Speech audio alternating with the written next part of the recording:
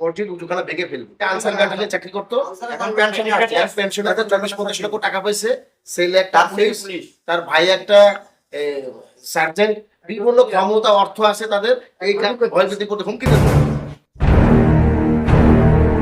এই মামলা নিয়ে আমাদের উপরে অন্যায়ভাবে জুলুম করে মিথ্যা মামলা দিয়ে আমাদেরকে হয়রানি করে। মসজিদ দুর্নীতি করে একজন নতুন করে কাগজ করছে, কাগজ করে নতুন ভাবে আমাদের নামে মসজিদ এবং কমিটির নামে মামলা দিয়ে হয়রানি করতেছে দীর্ঘ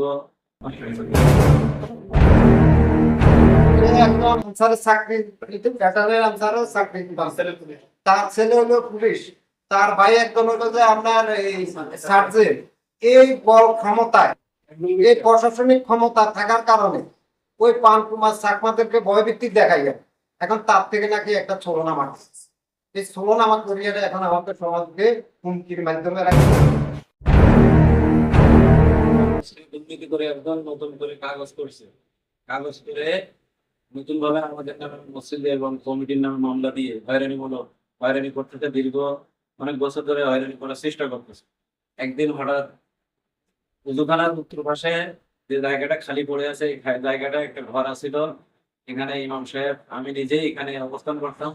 একদিন আমি বাড়িতে ছুটিতে গেছি, হঠাৎ ওই রাত্রিবেলায় ওই দুর্নীতিবাজ এটা দখল করে এখানে বসবাস শুরু করছে। সেইখান থেকে মামলা থেকে হয়রানি মামলায় করছিল আমাদের নামে, মামলাও রিলিজ হয়েছে, আমরা রায় পাইছি আলহামদুলিল্লাহ।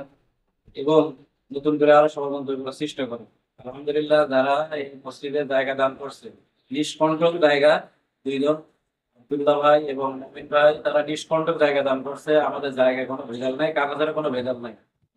যিনি এগুলো দাবি করে তার কাগজ ছিল ভুয়া এবং দুর্নীতি করে সে টাকা খাওয়াই ভবিষ্যৎদেরকে এটা করতেছে, হয়রানি করতেছে। এই জন্য উপযুক্ত শাস্তি চাই এবং এই মসজিদের পক্ষে তারা দেশবাসী এবং প্রশাসনের কাছে সবার কাছে আমার দাবি থাকতো যেন মসজিদের পক্ষে রায় হয় এবং এখানে সমাজবাসী অক্লান্ত পরিশ্রম করে কমিটি সবাই আন্তরিকতার সহিত আগাইতেছে। আলহামদুলিল্লাহ এইভাবে যেন এই অবদান যেন অব্যাহত থাকে। আর অবশ্য ধরি এই মসজিদ স্থাপন করার পরে এলাকার মুসল্লিরা এই মসজিদে নিয়মিত নামাজ আদায় করতেছে। বিগত 6 মাস 1 বছর আগে এই পাশে প্রতিবেশী মোহাম্মদ মামুন শিকদার, পিতা কবির শিকদার, এই আনসার ব্যাটালিয়নে চাকরি করে, তার ছেলে একজন পুলিশ, এই ক্ষমতা অর্থ বলে জালজালিদের মাধ্যমে একটা কাগজ তৈরি করেছে, আমাদেরকে আদালতের মাধ্যমে হয়রানি করতেছে।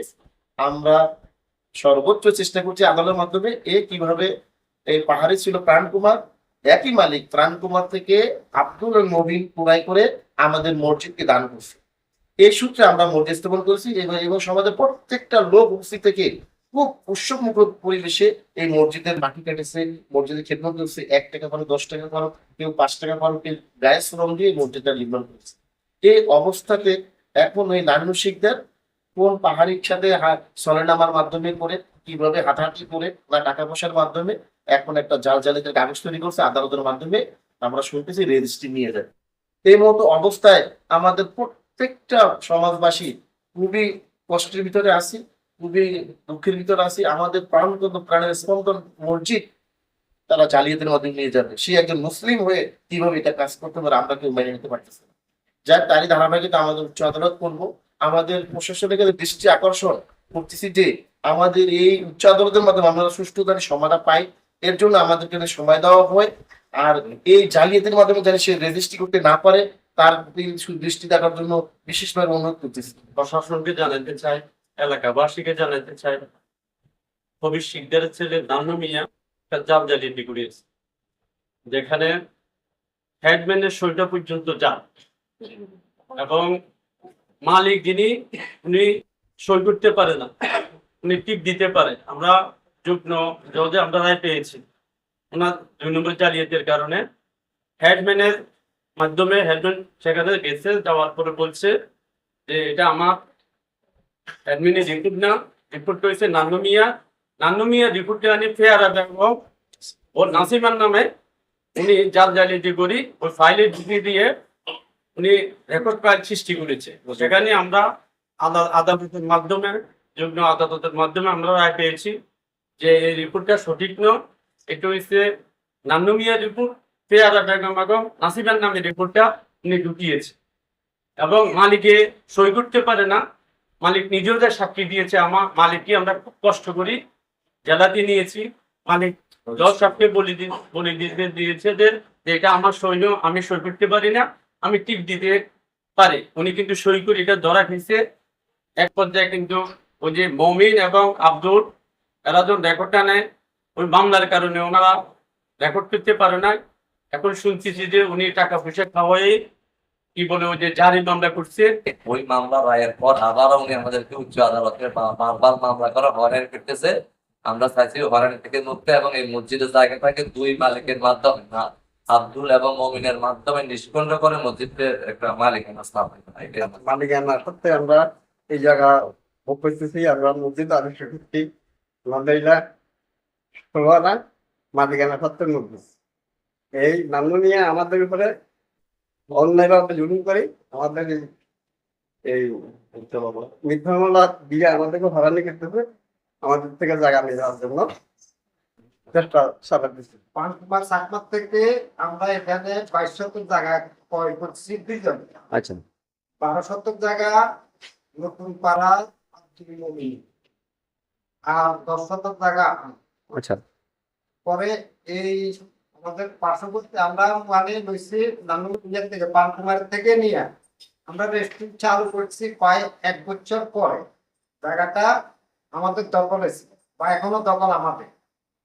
আমরা এই করছি আমাদের পাশে নানুমিয়া জালজালিতে একটা দলিল করছে, সে তার নাম 29 শতক জায়গায় রেকর্ডভুক্ত করছে। রেকর্ড করার পরে সে অ্যাডমিনের রিপোর্ট বিলম্বরি করে তার মেয়ের নামে আর বইয়ের নামে এই পেয়ারা বেগমের নামে আর নাসিমা বেগমের নামে একটা জালজালিতে দলিল নিয়ে আরে আমাদের রেস্টুরেন্ট করে অবজেকশন দিচ্ছে। অবজেকশন দিয়ে জায়গায় 10 কোটি মামলা করছে।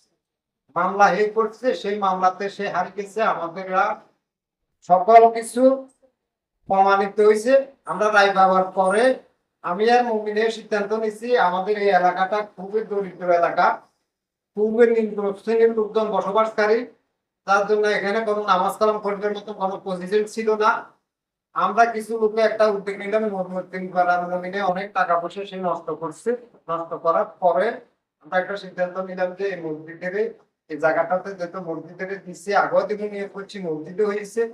মামলাটা রায় দেওয়া হওয়ার পরে আমরা মসজিদকে দান করিয়ারে 6 শরীরে দান করে দিয়েছি যে মসজিদের সমাজে জি দেওয়ার পরে এখন মসজিদ কমিটি যখন এই মসজিদ কমিটির সমাজে এই মসজিদের নিষ্কর্মী করতে গেছে। এখন আমার এখানে জায়গা হলো 22 শতক, আচ্ছা আর ওই সুরে মানে আমাদেরকে জামিনদার হারাইতে 30 শতক জায়গা কিনতে। তো এগুলি নিয়ে অনেক মামলা মোকদ্দমা পর্যন্ত করছে, এখনো চলমানে আছে। এখন এই জায়গা আমরা করছি যে পানকুমার চাকমা থেকে। পানকুমার চাকমা ইতিমধ্যে মারা গেছে। এখন নাকি সে জালজালিতে অবস্থানে দুর্নীতি করে অর্থনীতি তার যেহেতু প্রশাসনে চাকরি করছে, সে পাইছে 50 লাখ টাকা মানে পেনশন পাইছে। এখন এই টাকা নেই, সে জালজালিতি করে আপনার এখন এই জায়গাটা নিয়ে যেতে চাইতেছে। সে একদম আনসারের চাকরি, ব্যাটারের আনসারের চাকরি, তার ছেলে হলো পুলিশ, তার ভাই একজন হলো যে আপনার এই সার্জেন্ট। এই বড় ক্ষমতায়, এই প্রশাসনিক ক্ষমতা থাকার কারণে ওই পানকুমার চাকমাদেরকে ভয়ভীতি দেখাই গেল। এখন তার থেকে নাকি একটা ছলনা মারছে। এই ছলনা আমার করিয়ারে এখন আমাকে সমাজকে হুমকির মাধ্যমে রাখছে।